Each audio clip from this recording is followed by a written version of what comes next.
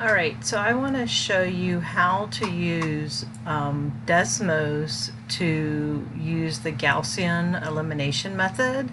What you're doing is you're solving the systems of equations. So we're going to take problem number 1 over here on the left, this one, and we're going to put it into our matrix format and solve it using the Gaussian elimination method. We're going to use Desmos to do this, and so in your browser you're going to want to type Desmos matrix, and what you should find is this Desmos matrix calculator right here. And when you open it up, you'll see this option for a new matrix.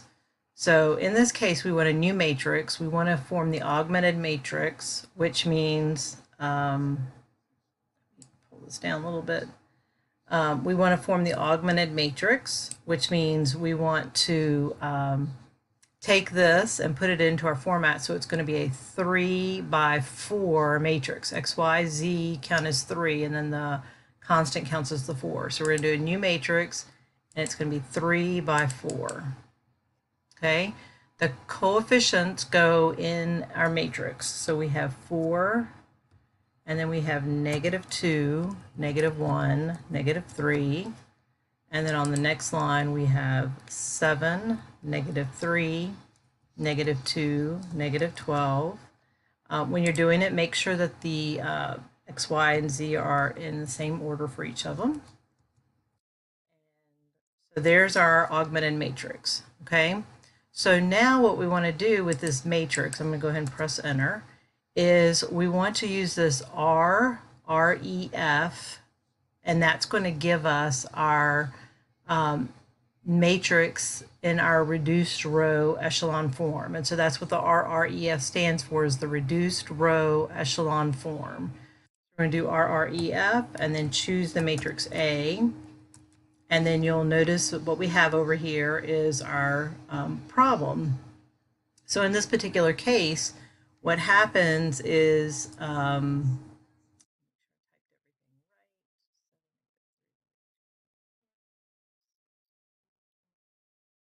what happens here is that we have a case here where we have 0 equals 1. So that means that this is one that we can't solve completely with this problem. So let's see if we can find another one to do.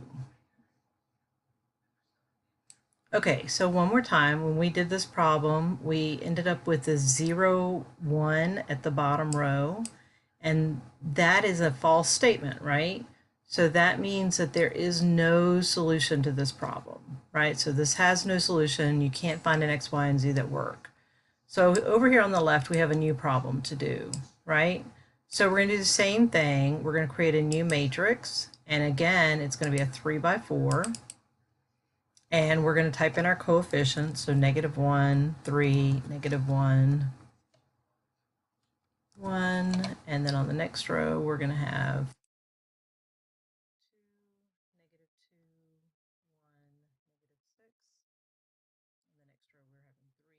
5, 4, and 1. So there's our matrix. Again, all the coefficients are in there. And now we're going to do the reduced row echelon form for B. And what you find over here is the solution to the problem. So what we see is that the first row, since our first column, the 1, 0, 1, the -1, 2, and 3 all represented x coordinates, x coefficients, right? So the 1 is in the x column, so that means that x is equal to -5. So x is equal to -5. The second one is in the y column, right? And it's the constant there's 0, so that means that y is equal to 0. And our third one is z, and z is equal to 4. So z will equal 4. So the solution to this problem will be written as the solution -5, 0, 4. Okay. If we ended up with a case where the last row is, instead of 0, 1, if it was 0, 0, then that means there's an infinite number of solutions. So that means that potentially 2 of the lines that they gave you are the same line. So that's how you use the matrices. You can also use the matrices to find determinants. So here it says evaluate the determinant.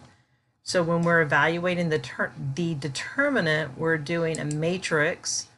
And it's going to be a 2 by 2 in this case. And our determinant is going to be 2, 1, -4, 3. Okay, so this time we're going to use this determinant button, and we're going to do the determinant of C, and the answer should be 10. So this value can also be calculated by doing cross multiplication. So 2 times 3 minus -4 times 1. So notice what I did to calculate that is I did 2 times the 3, and then I minus, and then I do the -4 times the 1. So it's like you're cross multiplying and subtracting those two things. So you can get the determinant using that method. You can also get the determinant using the Desmos matrix.